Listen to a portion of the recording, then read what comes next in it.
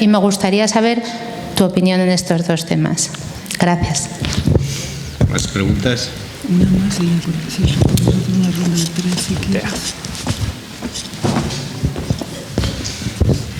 No se van a aceptar transportes de residuos. No sé si lo pueden hacer. María, la verdad es que en el cursus honorum, vamos, de tu currículo, creo que falta algo muy importante. Y es que, vamos, yo soy de La Freguera y fuiste pregonera de la Freguera, ¿no? Yo creo que es el máximo honor que puede recibir una persona, al ser pregonera de su propia ciudad. Y luego, claro, citabas la contaminación, y yo recuerdo que los niños de La Freguera pues no sabíamos que las aceras eran limpias, ¿no? Porque estaban todas llenas de esas partículas que brillaban, y cuando íbamos de vacaciones nos sorprendía ver otras ciudades que las aceras estaban limpias. Entonces a mí me interesa fundamentalmente centrarme en dos preguntas. Una es en la epigenética, que es un tema que yo creo que de mucha importancia, porque estamos en un periodo en el que se aplican políticas de austeridad. Y entonces yo creo que esto tendrá en el futuro una gran incidencia en el proceso, pues, en la enfermedad, ¿no? Y si eso lo estáis contemplando, porque claro, es un tema que se verá, me imagino, en los próximos 25 años o 30 años, como sucede, por ejemplo, con las hambrunas que se pasan en las guerras, y luego pues son las generaciones posteriores las que a veces sufren esos estados carenciales. Y luego otra cosa importante, que yo creo que, claro, comparas en toda tu enumeración, en realidad, la salud con la vida. Claro, la vida está en todas las partes. La economía, vamos, la vida está íntimamente relacionada con la salud. Entonces viene el diseño de las ciudades. Y a mí eso sí me interesa fundamental, porque implica no solo cómo vamos a vivir, sino cómo vamos a convivir, porque vemos que existe una fragmentación racional de la ciudad, y cómo ahora vivir en una zona o vivir en otra a lo mejor implica expectativas de vida diferentes para la salud dentro de una misma ciudad. Entonces era lo que, vamos, quería preguntarte al respecto. Muchas gracias. Sí. Bueno, pues muchísimas gracias a vosotros. En realidad no son preguntas, son comentarios que yo comparto fundamentalmente, o sea que poco que responder, pero sí quería deciros, soy pesimista, no tengo tiempo para ello, ni se me ocurre ser pesimista. ¿Y sabes por qué no soy pesimista? Porque hay cosas que cambian muy rápido. Por ejemplo, llevamos más de 1 año y medio desde la OMS con este informe de 7 millones de muertos, que uno piensa que cuando va a sacar un informe donde dice que hay 7 millones de muertos, a partir de ahí no se va a hablar de otra cosa en el mundo, ¿no? Porque me parece tan serio. Bueno, pues no. Y hablando con mi hijo, que tiene 20 años, me decía, ¿lo pusisteis en YouTube? Y dije, pues no. Y dice, pues entonces no existís. Y espera, te explico por qué soy optimista. Porque hace 4 días, hubo un vídeo de un privado en YouTube sobre la contaminación de aire en Beijing que tuvo 200 millones de visitas en 4 días. O sea, una transmisión viral. ¿Sabéis, no? Y además, como el gobierno de China lo prohibió, esto no hizo más que aumentar el interés. Por eso soy optimista, y te podría dar miles de ejemplos como este, porque la sociedad, queramos o no, está cambiando. China es un país donde no hay manifestaciones, no hay precisamente que la gente salga a la calle a protestar por un cambio político, y sin embargo ha habido manifestaciones para protestar sobre la contaminación del aire. Claro que todo te lleva al pesimismo, porque si vas a Senegal, llegas a Dakar, a la capital de Senegal, y sales fuera, yo que creí que conocía Dakar, voy en coche, me sacan fuera y veo un campo de un color así como verduzco, una cosa rarísima. Digo, uy, esto está verde. Me acerco, no era verde, no, eran plásticos, las bolsas de plástico esas malísimas que aquí ya no utilizamos. Todos los campos en las afueras de Dakar están llenos de estas bolsas de plástico no reciclables que se están usando allí. Está lleno de el plomo de nuestras baterías que ya no usamos aquí. Resulta que tuvimos niños con una contaminación, con niveles de plomo en sangre, que cuando íbamos a los libros decían, no, eso es imposible, no es compatible con la vida, ese niño está muerto. No, era compatible con la vida, pero obviamente con un impacto en el desarrollo neurológico de ese niño, un retraso mental que le va a quedar para siempre.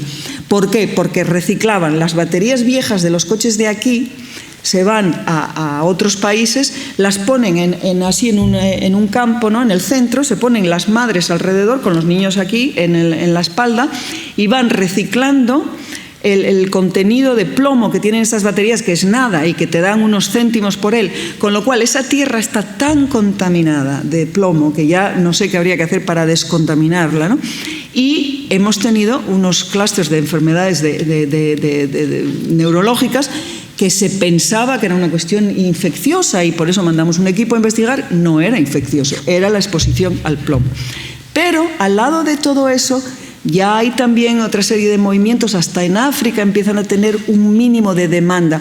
Para mí la solución está en la demanda, o sea, en cuanto nuestros ciudadanos sepan, conozcan, ellos son los que van a poner presión en los que van a tomar las decisiones y todo esto. El otro día estuve en el Parlamento francés, en un hearing de esto, es una comisión del Parlamento francés, para declarar sobre los vehículos de diésel. Y conmigo estaba el CEO, o sea, el presidente de la Citroën y de Renault. Ya os podéis imaginar lo que estaba pensando por dentro de ti, papá, y de mamá, seguramente. Seguramente no con mucho cariño, porque yo lo que fui a decirles allí es que la exposición al diésel es muy peligrosa y que los vehículos con diésel que inicialmente se hicieron para reducir la contaminación, en fin, la contribución a los gases de efecto invernadero, precisamente porque no se tuvo en cuenta la evaluación de impacto en la salud, se hizo pensando aquello de que si protege el medio ambiente, protege al humano. No. A veces lo protege, pero en 50 años, o a veces lo protege, pero de forma muy marginal. Por lo tanto, siempre al revés, la evaluación de impacto en salud primero y luego la evaluación de impacto ambiental, o las dos. Pero claramente no pensar que el beneficio ambiental siempre va a traer beneficio para la salud. A veces sí, pero a veces tarda mucho. Margaret Thatcher, la famosa mujer de hierro, la dama de hierro en el Reino Unido, ella dijo en los años 70, si un chico de 30 años se encuentra en un autobús, viajando en autobús en el centro de Londres, es que es un loser, o sea, un perdedor, porque se supone que con 30 años ya tendría que tener su cochazo, ¿no?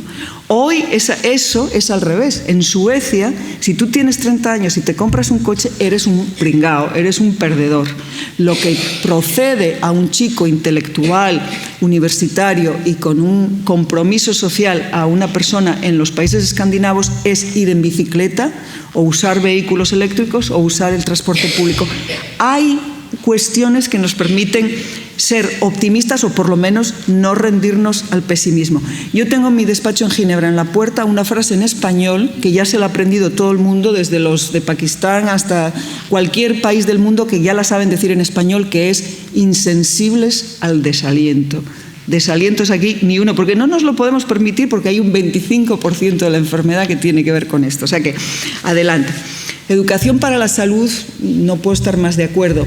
A veces nos pasa lo mismo que con la prevención primaria, ¿no? La educación para la salud se piensa que son 4 consejitos así muy básicos y de vieja escuela. No, la educación para la salud es algo tan grande como que un niño desde muy pequeño se acostumbre a comer una serie de cosas o se acostumbre a tener un estilo de vida, unos modos de vida. O sea que yo creo que la educación para la salud a lo mejor habría que glamorizarlo un poco, cambiarle el nombre, porque es como educación queda como un poco paternalista, ¿no? Yo creo que a lo mejor es promoción de hábitos saludables o influencias de estilos de vida, yo qué sé, ahí podemos echarle creatividad, pero en el fondo es fundamental.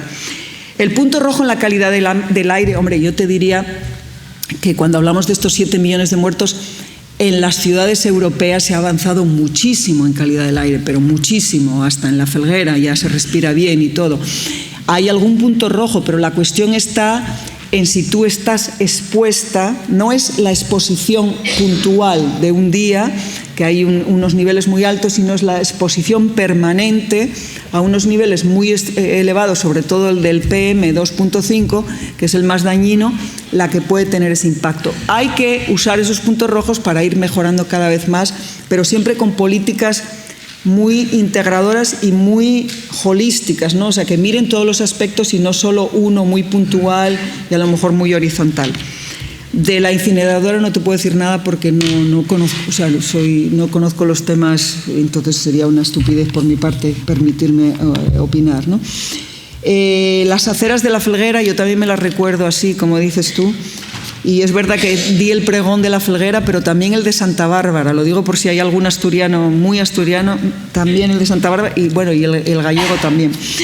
Y Epigenetics y el DOHA, el Developmental Origins on Health and Disease, que es algo donde hay muchos grupos que nos quieren llevar a esa conclusión de decir, bueno, nos falta todavía mucho en investigación, dediquemos los próximos 30 años a seguir investigando en epigenética y DOHA y luego hablamos cuando haya evidencia científica. Lo siento, no me resigno.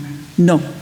Hemos tardado 50 años en tener evidencia científica que ligaba el consumo del tabaco al cáncer de pulmón hasta que pudimos tener un acuerdo marco muy ambicioso. No vamos a tardar otros 50 años en hacer algo sobre la exposición temprana, la exposición muy temprana a ciertos. Entonces, te informo que hace apenas un mes ya tuvimos la primera reunión donde vamos a empezar por el final, es decir, vamos a ver qué tipo de intervenciones de salud pública que ya conocemos y para las cuales tenemos suficiente evidencia científica, podemos ya recomendar a esas madres en la época preconcepcional o durante la gestación, pregestacional, durante la preconcepcional, ¿sí dice? No.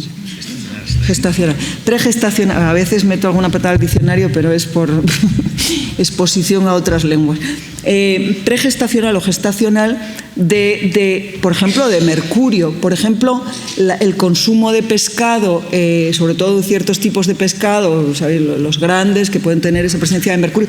Hay muchas intervenciones para las cuales tenemos más que suficiente evidencia científica, que son recomendaciones, en el fondo, de sentido común, que si dentro de 30 años la evidencia científica nos dice, bueno, os habíais equivocado, no hay tal cosa de epigenetics, no importa, porque esas intervenciones en todo caso van a representar un beneficio. Así que esta es la estrategia que estamos tomando porque es fuera de cuestión que esperemos otros 50 años para hacer algo sobre la cuestión de epigenéticos y la exposición temprana.